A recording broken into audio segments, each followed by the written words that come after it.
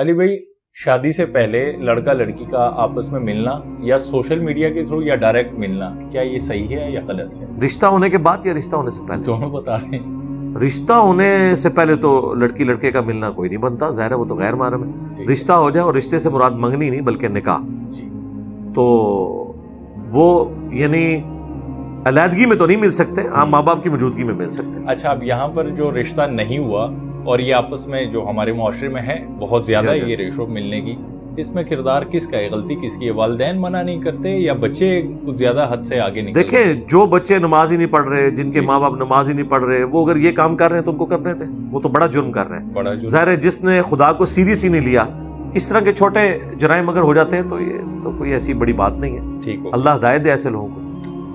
سود کے حوالے سے سر مجھے تھوڑا سا ایک یہ سوال پرسنلی ہے۔ میں ایک پروگرام کرتا ہوں فوڈ شو کے حوالے سے، اور سوشل بھی میں بہت ہوں علی بھائی، کہ میں گھومتا پھرتا ہوں دوستوں یاروں کے ساتھ۔ یہ ریٹس کا مجھے آج تک سمجھ نہیں آئی کہ ہر دکان والے نے، ہر بندے نے، ہر ریڑھی والے نے اپنا اپنا ریٹ یہ کیوں فکس کیا ہوا ہے؟ اس کی کوئی چیک اینڈ بیلنس کیوں نہیں ہے؟ یہ سبزی اور فروٹ کے اوپر ہے، باقی تو ریٹیل پرائز جو ہے وہ گھی کی ہو یا صابن کی ہو تو فکس ہے، اس کو تو کوئی نہیں چینج کر سکتا، وہ تو اس کے اوپر لکھی ہوئی ہوتی ہے۔ بہت سارے سر دیکھیں، اگر ہم برانڈس کی بات کریں، برانڈس کے سے مراد یہ کہ اب کراکری کی ہم چیزیں لیتے ہیں، اس میں سے اب وہ ہمیں تو پتہ نہیں ہے کہ ایک یہ پلیٹ ہے یہ کتنے کی ہے، بندے کو دیکھ کے ریٹ الگ لگایا جاتا ہے۔ اور تو اس کا طریقہ یہ کہ آپ ایک سے زیادہ دکانیں پھریں، انشاءاللہ تعالیٰ آپ کو اچھی چیز کوئی نہ کوئی مل جائے گی۔ باقی یہ جو ریٹ کا معاملہ ہے نا، ریٹ فکس ہو بھی نہیں سکتا۔ اس کی وجہ یہ ہے کہ بعض دکانیں ایسی ہیں جن کا کرایہ جو ہے وہ 1 لاکھ روپیہ ہے، بعض دکانیں ہیں جن کا کرایہ 2 لاکھ روپیہ ہے،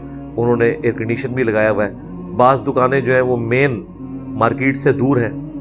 اب ایک شخص منڈی سے سبزی لے کر وہیں ریڈی پہ بیچ رہا ہے، اور ایک شخص اس سبزی کو ایک پک اپ میں لوڈ کرتا ہے اور جا کے G11 میں دکان کا کرایہ بھی دیتا ہے اور یہ راستے کا کرایہ بھی دیتا ہے، تو ظاہر ہے یہ ہو نہیں سکتا کہ وہ اگر 100 روپے کلو آلو بیچ رہا ہے تو یہ بھی 100 روپے بیچے، یہ تو ہو سکتا ہے 150 200 روپے۔ اسلام میں کوئی اس کی حد نہیں ہے، آپ اپنے سرکمسٹانسز کو دیکھ کے جتنا چاہے پروفٹ لے سکتے ہیں۔ اس کے اوپر جو چیک ہے وہ یہ ہے کہ بلیک مارکیٹنگ نہ ہو، کہ مارکیٹ سے سارا آلو نہ اٹھا لیں، یہ چیک اس کے اوپر ہے۔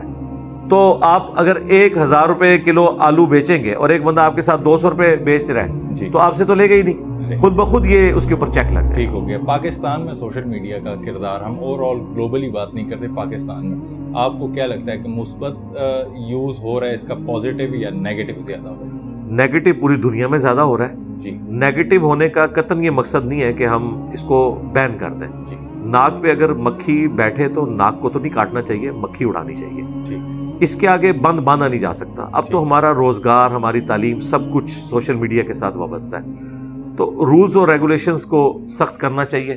اس کے آگے بند باندھنے کا یہی طریقہ ہے، لوگوں کو ایجوکیٹ کریں۔ باقی اس کو پابندی والا معاملہ کر کے کہ انٹرنیٹ کے اوپر پابندی ہو، یوٹیوب کے اوپر پابندی ہو، اس سے تو پہلے ہی ہم دنیا سے پیچھے ہیں اور پیچھے رہ جائیں گے، اسٹون ایج میں چلے جائیں گے۔ مذہب اور مسلک کا ہمارا سب سے بڑا ایشو رہا ہے ہمیشہ شیعہ سنی کے فسادات ہو گئے اور انتشار پھیلانا، سوشل میڈیا کا اس میں بہت اہم کردار ہے، اس کا قصوروار کون ہے؟ اس کے قصوروار سب سے پہلے تو علماء ہیں جنہوں نے یہ فرقہ واریت پھیلائی ہے۔ جی ظاہر ہے انہوں نے ایجوکیٹ کیا نا ایک دوسرے کو کافر کہنا۔ اس کے بعد وہ اسٹرانچ قسم کے ماں باپ ہیں جنہوں نے اندھے بن کر بجائے یہ کہ خود قرآن و سنت پڑھتے وہ اپنے علماء کے پیچھے چلے، اور یہی انہوں نے آگے بچوں کو تعلیم دی۔ لیکن اس میں آپ کو ایک پازیٹیو چیز بتاؤں، وہ دنیاوی تعلیم ہے۔ ایٹ لیسٹ جو کالجز اور یونیورسٹیز کا ماحول دیکھ لیتے ہیں بچے، ان میں کافی ٹالرنس آ جاتی ہے، کیونکہ یونیورسٹی کے ہاسٹل میں ہر طرح کے لوگ نماز پڑھ رہے ہوتے ہیں، ایک دوسرے کو دیکھ کر، ایک دوسرے کے پاس بیٹھ کے کافی حد تک جو ہے نا وہ ٹالرنس کا جذبہ پیدا ہو جاتا ہے۔ پھر ہمارے پلیٹ فارم کی برکت سے تو ہم نے ینگ جنریشن کو چونکہ ٹارگٹ کیا ہے، تو الحمدللہ کافی حد تک تبدیلی آ چکی ہے، اللہ کا شکر ہے۔ علی بھائی، ڈریسنگ کی بات کرتے ہیں، ہمارے اب معاشرے میں ایسے ہو گیا کہ مرد جو ہیں وہ خواتین کی ڈریسنگ کرنے لگے ہیں، ٹھیک ہے، اور خواتین جو ہیں وہ مردوں کی۔ اس کے بارے میں کیا کہیں گے؟ صحیح بخاری میں حدیث ہے، ان عورتوں پر لعنت جو مردوں کی مشابہت اختیار کریں، اور ان مردوں پر لعنت جو عورتوں کی مشابہت اختیار کریں۔ ایسے ڈریس جو واقعتاً عورتوں کے ڈریس ہیں اور وہ مرد پہن رہے ہیں، اور ایسے ڈریس جو واقعتاً مردوں کے ڈریسز ہیں اور وہ عورتیں پہن رہی ہیں، تو یہ حرام ہے اسلام۔ اس کی روک تھام کے لیے کیا کرنا ہوگا؟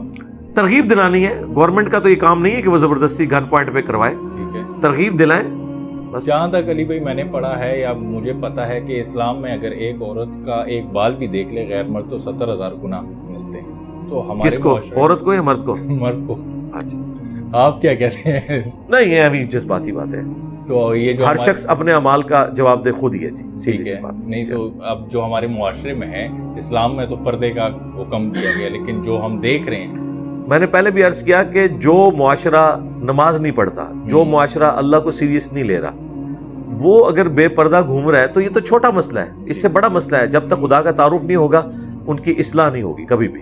اصل چیز ہے کہ انہیں خدا کا تعارف کروایا جائے, پرپز آف لائف بتایا جائے کہ آپ کو مر کے اپنے رب کے حضور پیش ہونا ہے, اپنے اعمال کا جواب دہ ہونا ہے. تو بڑے لیول کی جو خرابیاں پہلے انہیں ایڈریس کیا جائے, یہ چھوٹی چیزیں ہیں. بڑی خرابی یہ ہے کہ لوگ نماز نہیں پڑھتے, نماز نہیں پڑھ رہے, نماز ہی نہیں پڑھ رہے تو مسلمان ہی نہیں ہے. جب وہ مسلمان نہیں ہے تو آپ ان سے پردہ کیا کروانا ہے آپ نے؟ جی